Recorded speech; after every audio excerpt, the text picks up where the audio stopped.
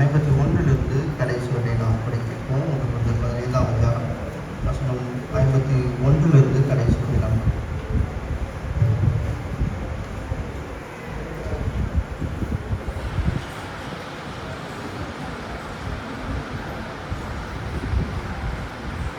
திருமறையிலிருந்து ஒரு பகுதியை படிக்க கேட்கலாம். 1 கொரிந்தியருக்கு எழுதின கடிதம் 15ஆம் அதிகாரம் திருமொழிகள் 51 கடைசி. இதோ ஒரு மறைப்பொருளை உங்களுக்கு சொல்கிறேன், நாம் யாரும் சாக மாட்டோம், ஆனால் அனைவரும் மாற்றுரு பெறுவோம். ஒரு நொடிப்பொழுதில் கண் இமைக்கும் நேரத்தில் இறுதி எக்காலம் முழங்கும் போது இது நிகழும். எக்காலம் முழங்கும் போது இறந்தோர் அழிவற்றவர்களாய் உயிருடன் எழுப்பப்படுவர், நாமும் மாற்றுரு பெறுவோம். ஏனெனில் அழிவுக்குரிய இவ்வுடல் அழியாமையை அணிந்தாக வேண்டும், சாவுக்குரிய இவ்வுடல் சாகாமையை அணிந்தாக வேண்டும். அழிவுக்குரியது அழியாமையையும் சாவுக்குரியது சாகாமையையும் அணிந்து கொள்ளும் போது மறைநூலில் எழுதியுள்ள வாக்கு நிறைவேறும். சாவு முற்றிலும் ஒழிந்தது, வெற்றி கிடைத்தது. சாவே, உன் வெற்றி எங்கே? சாவே, உன் கொடுக்கு எங்கே? பாவமே சாவின் கொடுக்கு, பாவத்துக்கு வலிமை தருவது திரு சட்டமே. ஆகவே நம் ஆண்டவர் இயேசு கிறிஸ்துவின் வழியாக நமக்கு இந்த வெற்றியை கொடுக்கும் கடவுளுக்கு நன்றி. எனவே என் அன்பார்ந்த சகோதர சகோதரிகளே, உறுதியோடு இருங்கள், நிலையாய் நில்லுங்கள். ஆண்டவருக்காக நீங்கள் உழைப்பது வீண் போகாது என்பதை அறிந்து ஆண்டவரின் பணியை இன்னும் அதிகமாய் எப்போதும் செய்யுங்கள். படிக்கும்படியாக தெரிவு செய்யப்பட்ட திருமறை பாடம் படித்து முடிந்தாயிற்று. கிறிஸ்துவே மாற்றி. அன்பானவர்களே, அங்கு தகப்பனார் திரு கண்ணன் ஐயாவுடைய வாழ்வை நினைப்பதும் அவருடைய உடலை நாம் மண்ணிலே விதைக்கவும் கூட இருக்கிறோம். தகப்பனாருடைய வாழ்வு குறித்த சாட்சியை கையில் கொடுக்கப்பட்டிருக்கிற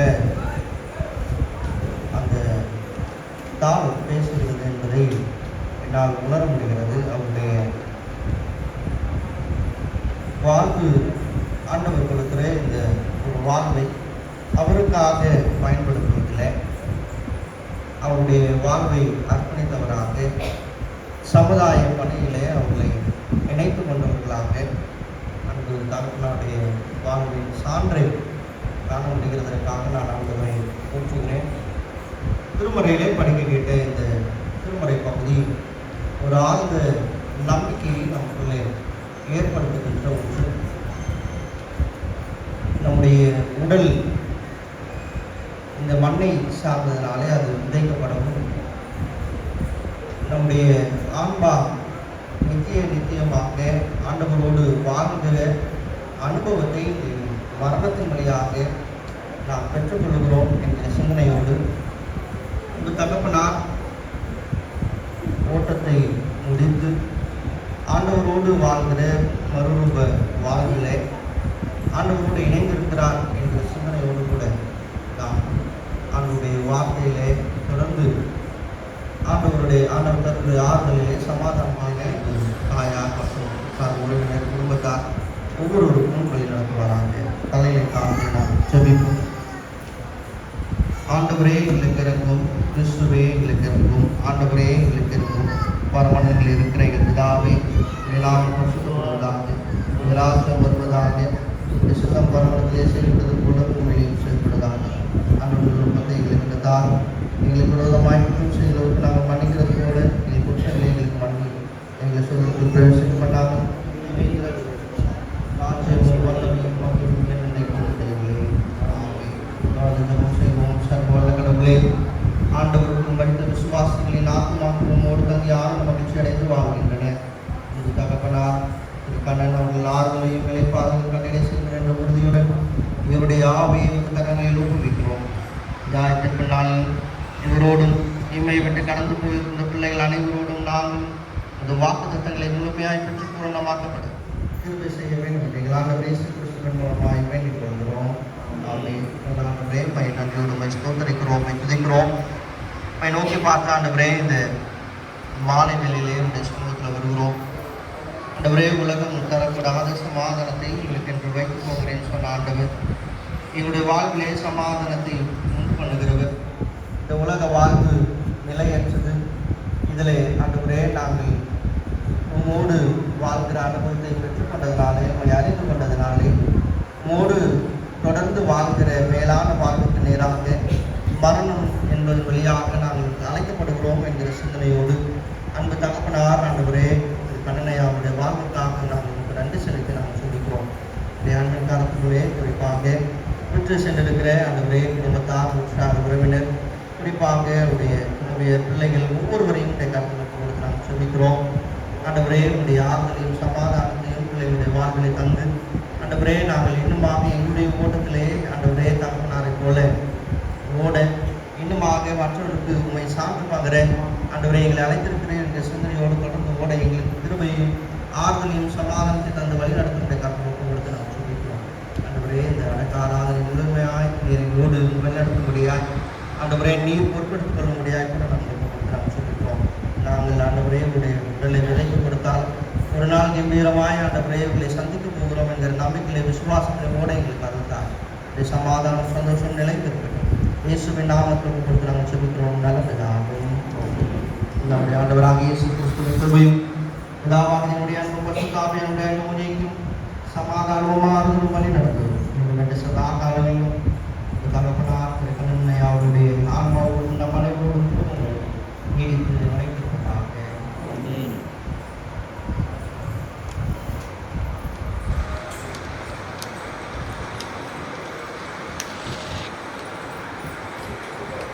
அன்பானவர்களே, தகப்பனார் குறித்த ஒரு சாட்சி அவருடைய மகள் பகிர்ந்து கொண்டனால தொடர்ந்து ஜபத்தோடு கூட நாம் நம்முடைய மேற்கொள்கிறோம்.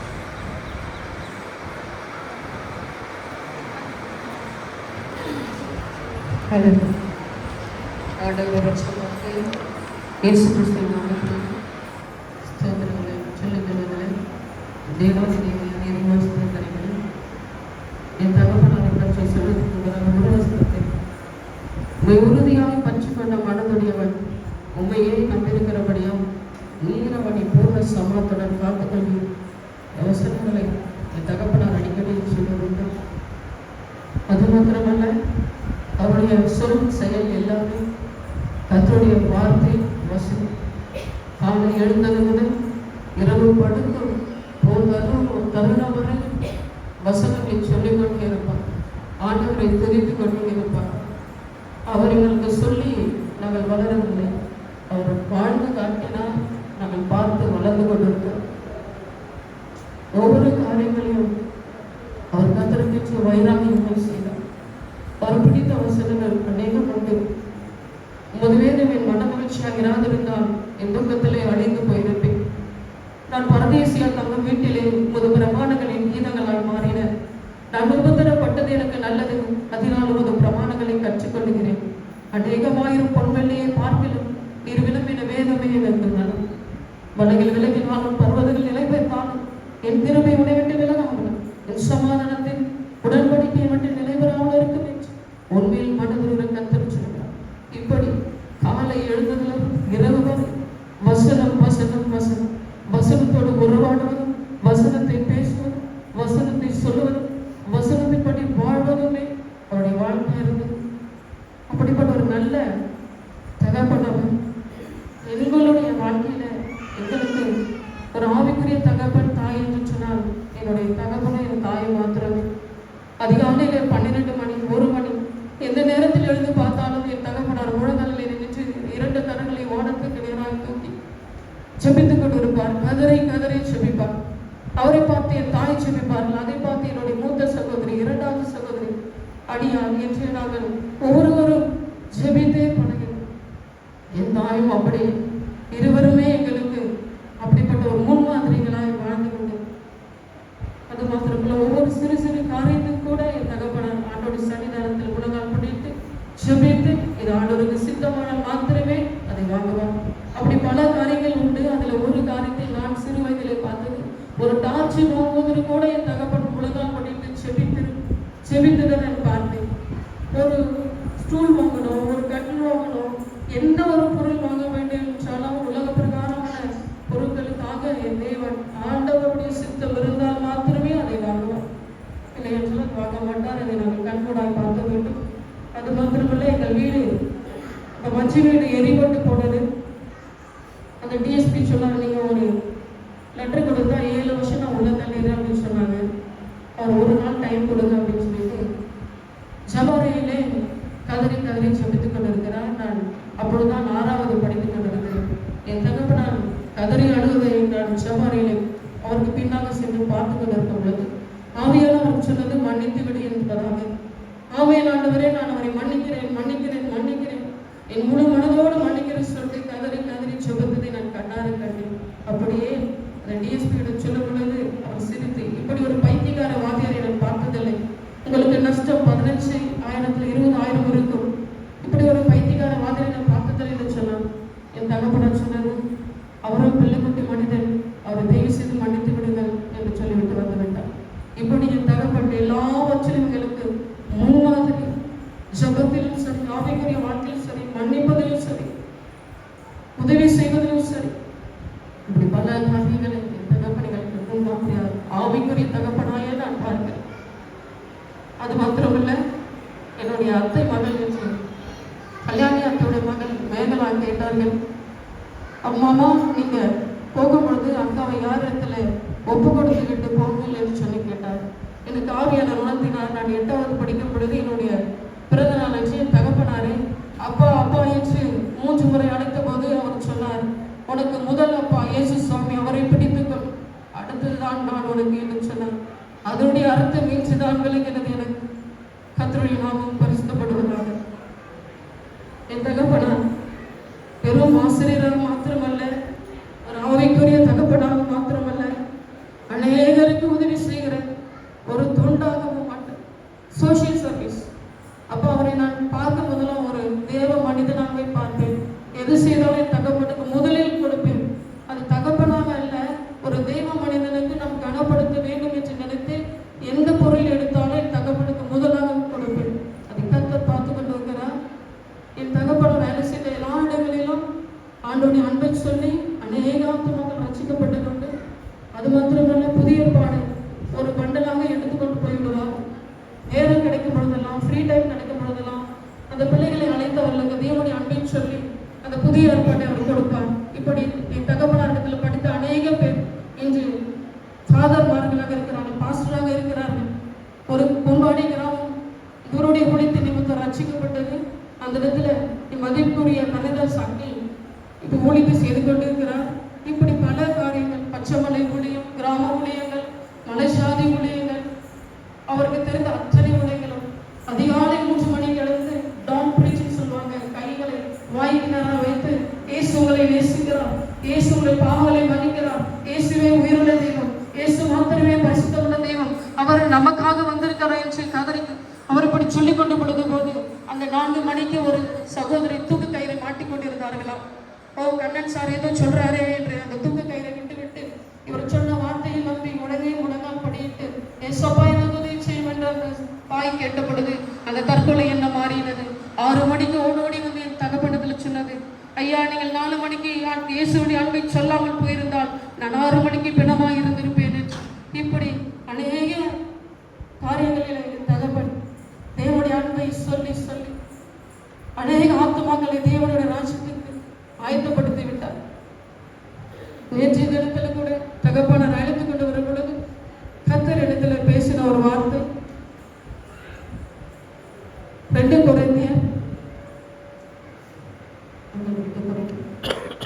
கொரிந்தியர் 5ஆம் அதிகாரம்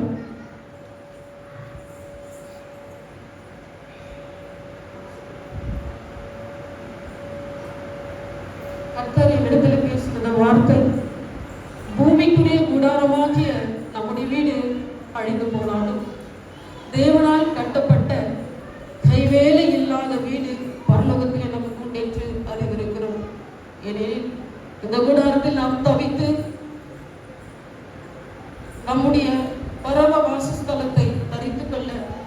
மிகவும் வாஞ்சையுள்ளவர்களாய் இருக்கிறோம். தெரிந்து கொண்டவர்களானால் நிர்வாணிகளாய் காணப்பட மாட்டோம். இந்த கூடாரத்தில் இருக்கிற நாம் பாரம் சுமந்து தவிக்கிறோம். இந்த போர்வையை கலைந்து போட வேண்டும் என்று விரும்பாமல் மரணமானது ஜீவனாலும் விலகப்படுவதற்காக போர்வை தரித்தவர்களாய் இருக்க வேண்டும் என்று விரும்புகிறோம். தகப்பனை குறித்து நான் அந்த ஆவணஸ்ல வரும் பொழுது வேதத்தை வாசிக்கும் பொழுது ஆவியானவர் எனக்கு கொடுத்த இந்த வார்த்தை, அப்பொழுதே தேவாவியன் என்னோடு இடைப்பட்டு விட்டார். இன்று தகப்பன் பரலோக ராஜ்யத்தில் இருக்கிறார் என்ற நம்பிக்கை விசுவாசம் எனக்கு அதிக நிச்சயமாய் உண்டு. அவரை பற்றி சொல்ல நேரம் போதான், நேரம் கிடைக்க போதெல்லாம் எந்த லீவ் விடுமுறை கிடைத்தா வெளியில போகவே மாட்டான். 3 மணி நேரமானாலும் சரி, 4 மணி நேரமானாலும் சரி, எங்களோடு உட்கார்ந்து வேத புத்தகத்தை மாத்திரமே பேசுவார். தொடக்கம் முதல் முடிவு வரைக்கும் அவருடைய வார்த்தைகள் எதை சுற்றி வந்தாலும் வேதத்திலே வந்து நிறுத்துவார். 7வது படிக்கும் பொழுது தகப்படத்திலே 2 ரூபாய் கேட்டு அவர் சொன்னார், 1 தீமோத்தேயு 6ஆம் அதிகாரம் 6ஆம் வசனம் வாசிய மகள், போதும் என்ற மனதுடன் கூடிய தேவபக்தியே மிகுந்த ஆதாயம். அதில் 6:10 படி என்று சொன்னார். பண ஆசை எல்லா தீமைக்கும் வேறா இருக்கிறது. அப்பா 2 ரூபாய்க்கு இத்தனை வார்த்தைகளா என்று நான் சொல்லிவிட்டு சிரித்து கொண்டு சென்று விட்டேன். இப்படி எடுத்துக்கெடுத்தாலும் எதற்கு எடுத்தாலும் வார்த்தை, வசனம் வசனம் வசனம். அவருக்கு அதிகமாக இன்னொரு வார்த்தையை சொல்லுவார். யோவான் எழுது சுவிசேஷம் 1ஆம் அதிகாரம் 1ஆம் வசனம், ஆதியிலே வார்த்தை இருந்தது, அந்த வார்த்தை தேவனிடத்தில் இருந்தது, அந்த வார்த்தை தேவனாக இருந்தது, வார்த்தையே தேவன், தேவனே வார்த்தை, அதை பற்றிக்கொள் மகளே அப்படின்னு சொல்லுவார். இன்னொரும் சொல்லுவார், இப்ப எல்லாரும் ஆலயத்துக்கு போகிறார்கள் ஆசீர்வாதத்தை தேடி, ஆனால் நீங்களோ ஆசீர்வதிக்கிற கர்த்தரை மாத்திரமே பற்றிக்கொண்டு செல்ல வேண்டும் என்பதாக. ஒவ்வொரு நாள் குடும்ப சபத்திலும் அவர் சொல்லாத அநேக வார்த்தைகளை பேசுவார், அநேக ஸ்டோரிகள் எல்லாம் சொல்லுவார். எல்லாமே ஆண்டவரை பற்றி தான் இருக்கும்.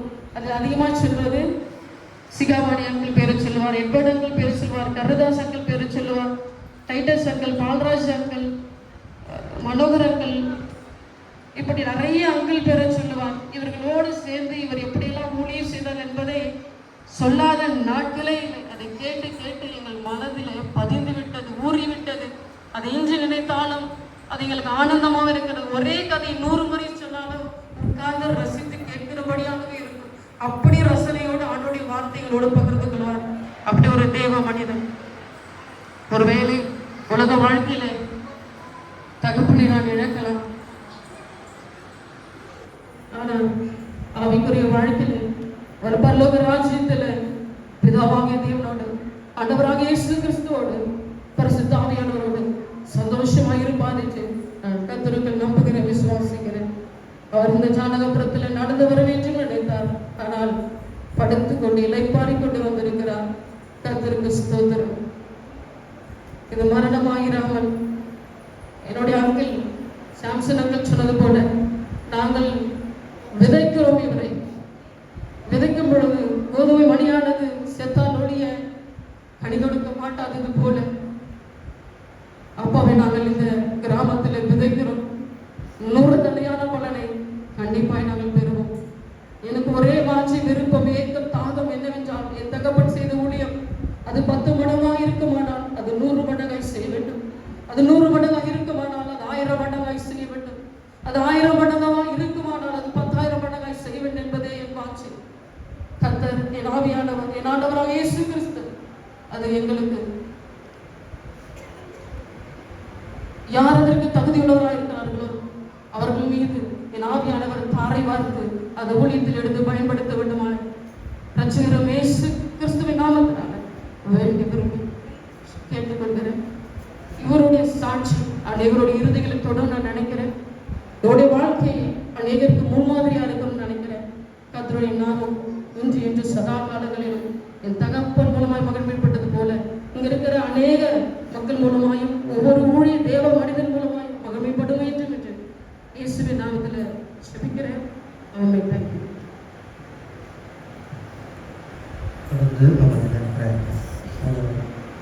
ஸ்பீக்கிங் கமலதாசன் அப்படின்னு சொல்லுங்கள். நல்ல ஆண்டவரே, இந்த நாளுக்காக உங்களுக்கு நன்றி சொல்கிறோம். நம்முடைய கர்த்தராகிய இயேசு கிறிஸ்துவின் நாமத்தினாலே ஜெயம் கொடுக்கிற தேவனுக்கு ஸ்தோத்திரம் என்று எழுதியிருக்கிற வார்த்தைக்காக நம்மை துதிக்கிறோம். மரணமே உன் கூர் எங்கே, பாதாளமே உன் ஜெயம் எங்கே என்று சொல்லி மரணத்தை வென்று 3ஆம் நாள் உயிர்த்தெழுந்து இன்றைக்கு ஜீவனுள்ளவராக எங்கள் நடுவிலே வாசம் பண்ணி கொண்டிருக்கிற நீரப்பா அருமையான சகோதரரை இப்படி வருகையின் நாளிலே திரும்பவும் ஆண்டவரே உயிர்த்தெழுந்து ஆண்டவரே சந்திக்கிற ஒரு வாய்ப்பை நாங்கள் பெற்றுக்கொள்கிறோம் என்ற நிச்சயத்திற்காக உங்களுக்கு நன்றி சொல்கிறோம்.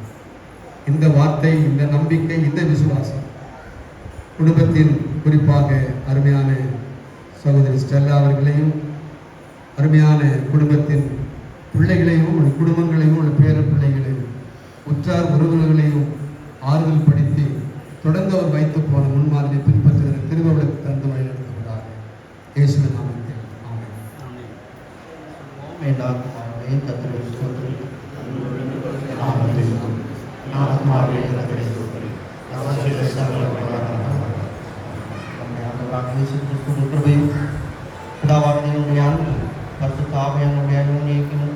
ஆறுதலும் சமாதானம் பண்ணிடுது.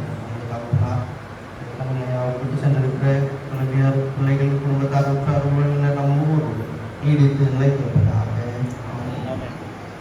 அன்பானவர்களே, நீங்கள் அப்படி வந்து முகத்தை பார்த்து இருதயத்தை செய்ய கேட்டுக்கொள்கிறேன். தொடர்ந்து நான்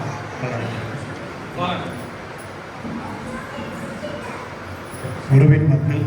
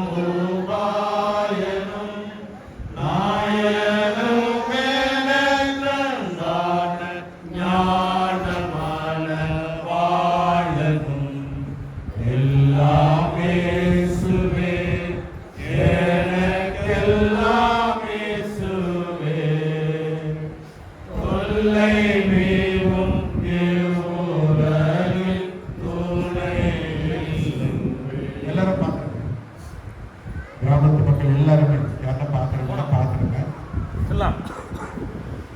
கவலை இல்லாருதலும் கங்குளே நெஞ்சோதியோ, கவலை இல்லாருதலும் கங்குளே நெஞ்சோதியோ, படுக்கையிலே கை கண்ட